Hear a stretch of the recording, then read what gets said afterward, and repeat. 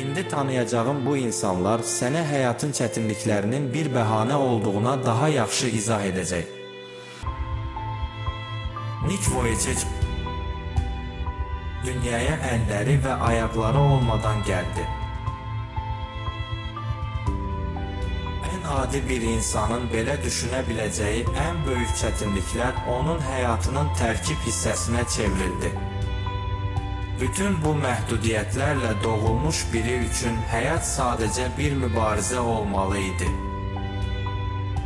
Amma doğulduğu andan etibarən hər şey fərqli oldu.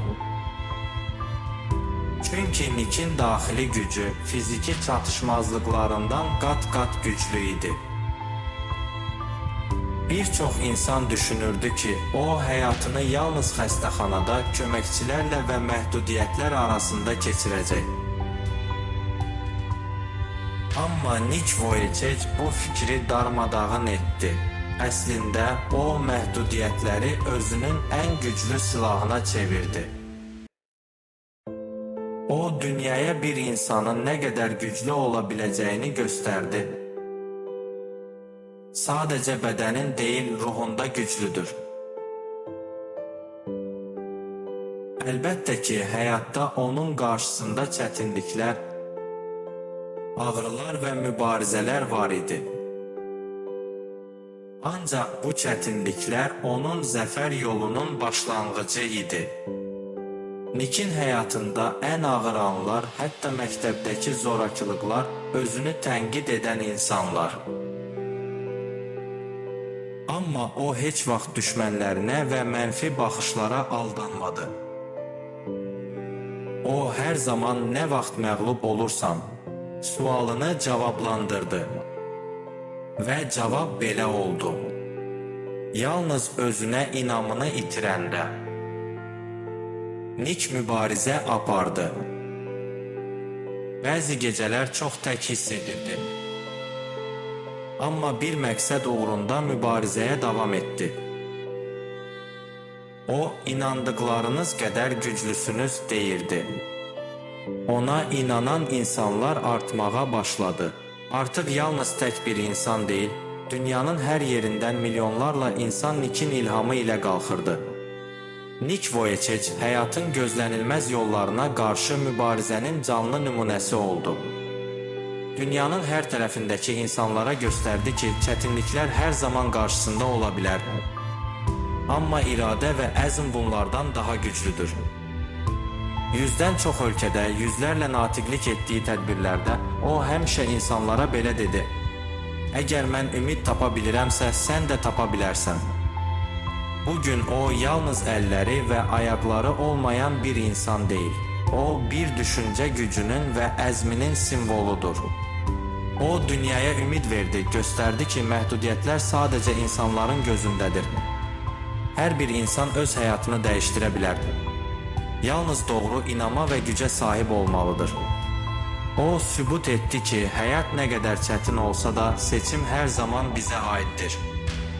Təslim olmaq və ya mübarizə aparmaq bu, sənin seçimindir. Nick'in həyatını öyrənərək hər birimiz öz içimizdəki gücü kəşf edə bilərik.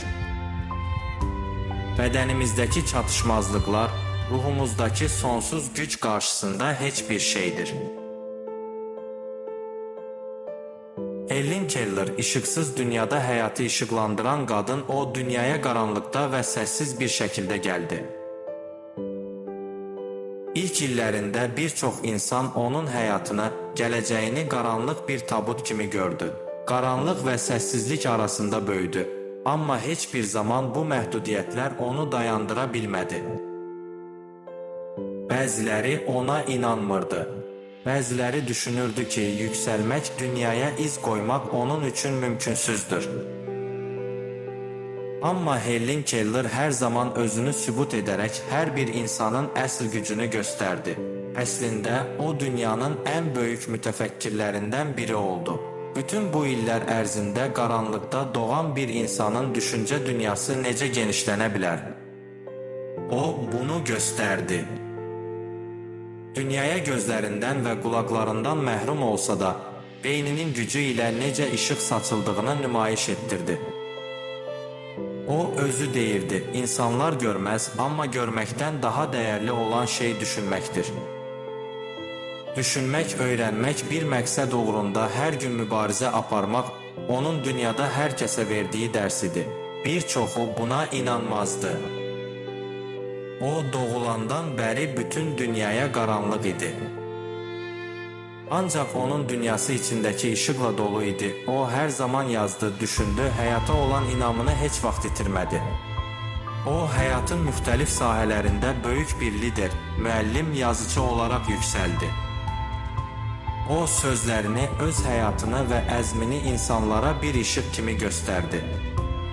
Onun sözləri hər zaman belə oldu. Həyatın çətinlikləri qarşısında dayanmaq heç vaxt asan deyil. Amma bizim içimizdəki güc hər zaman daha böyükdür.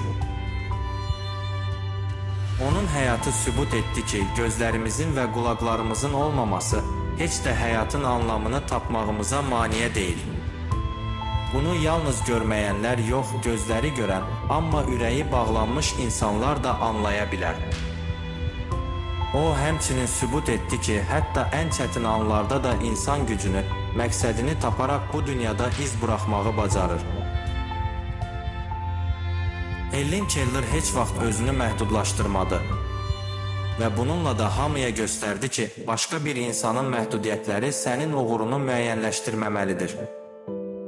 Bəzi insanlar fiziki məhdudiyyətlərlə doğulurlar, amma ruhlarının və düşüncələrinin sərhədi yoxdur.